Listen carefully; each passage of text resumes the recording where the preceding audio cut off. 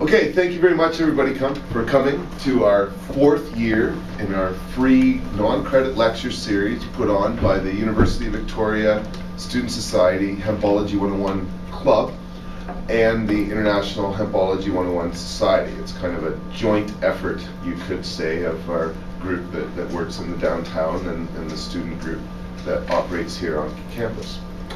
And so yeah, we're really happy to be here this year. We have a number of guest speakers lined up for various lectures, and hopefully they'll kick off a bit more smoothly than today.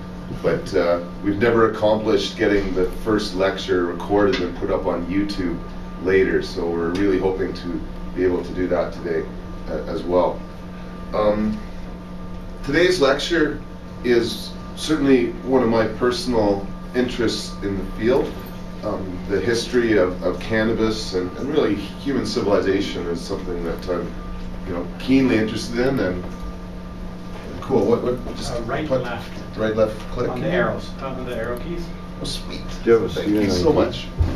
And this isn't a great picture, but well, I think there's still some places to squeeze it around. No, you don't. This is my friend, oh wait, this is for Kate. Sorry, that's a mistake. My friend Chris Bennett, he's the author of this book here, Green Gold, The Tree of Life, Marijuana, and Magic and Religion. He's also the author of Sex, Drugs, Violence, and the Bible, and is working on a new book now, Cannabis, The Soma Solution. Chris is the most renowned historian in the world in this subject. We're lucky to have him here on the coast. He's in Vancouver right now, and comes over pretty much at every convention to discuss one topic or other of the history of cannabis. And we're yeah, quite lucky, like I say, to have him so close, and hope to have him more involved in Vancouver. But anyway, Chris has really helped dig a lot of things up, and other historians are also really keen to discuss this. Last year there were remains found in China that are thousands of years old. It's up to speculation how old, but there's no doubt that the cannabis that was buried with this religious healer was of psychoactive nature, as well as having nutritious hemp seeds that after I think like 4,500 years at least of being buried, may still have had a chance of germinating. And so there's almost this a renewed interest in cannabis in ancient history that I'm really only going to get the chance to touch on today. So, when and where the use of cannabis started with humans is certainly up to debate. There's no doubt that many species investigate in the plant world and try eating different plants and fungus even, and at the right time, in order to not only achieve health and wellness for themselves, but I think there's apes in somewhere in Africa that are knowledgeable enough to take fruit off the tree and poke it in a way that it will turn into an alcoholic substance. And the idea of both relaxing through the use of intoxicants, but more importantly, achieving new or enlightened states of awareness through the use of plants goes very, very back in our history. I'm not sure if cannabis was first used for that. I really doubt it. I think we used it for the seeds for very long periods of time. The use of the seeds during ice ages was critical to our survival, because with just a few seeds we'd be able to plant a lot of hemp that would grow in large quantities. We'd be able to harvest it in a very short period of time and would have a lot of protein over the winter. Hemp seed produces enough essential fatty acids and proteins that 1 handful a day is enough to keep healthy. 2 handfuls a day essentially has everything that you need to work, like full-time 8-hour kind of job. And so back in these days of ice ages, having protein over the winter time was critical, and it would be obvious that caves, with many, or a lot of hemp seed would, do better than caves and the people living in them that didn't have hemp seed. And in a way, sort of part of the natural selection was through, people that we're able to harvest and gather, more efficiently than hunt. We kind of overestimate, I think, hunting, but in really tough times, we really survived by gathering everything we could for the winter and surviving through that. Hemp seed was critical for millions of years for that. I'm of the firm belief that actually magic mushrooms and some other plants and stuff out there would have definitely, kick-started us towards other states of awareness and, thinking of religious concepts and using, new language. But no doubt a million years ago or so, when we started to create and, use fire in a new way, we would have, thrown some of the cannabis plants on and hotboxed some place or other. So, some new uses started to develop from cannabis about a million years ago.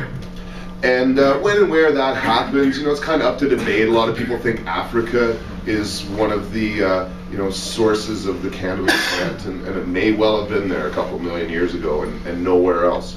Others believe that, Asia, may have had cannabis, kind of grow from there. A lot of other people believe it's more of sort of kind of the Russian part of the world right now, Northern Asia, Northern Europe, that it came from there.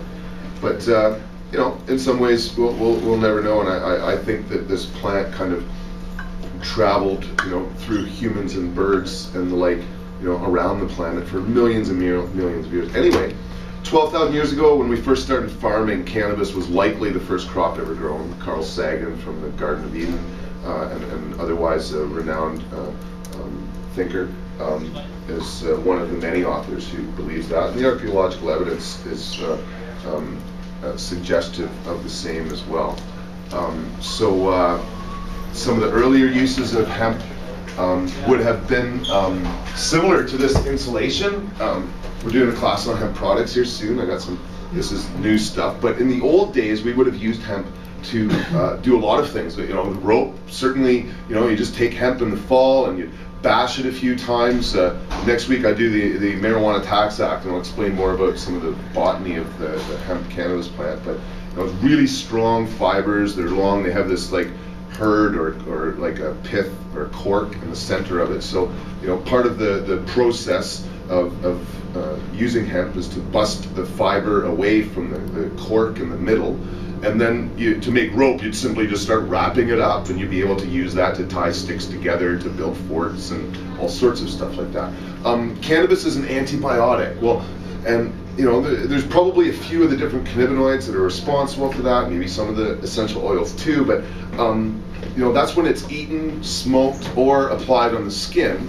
But it's also like an antifungal, bugs don't like it for all sorts of reasons.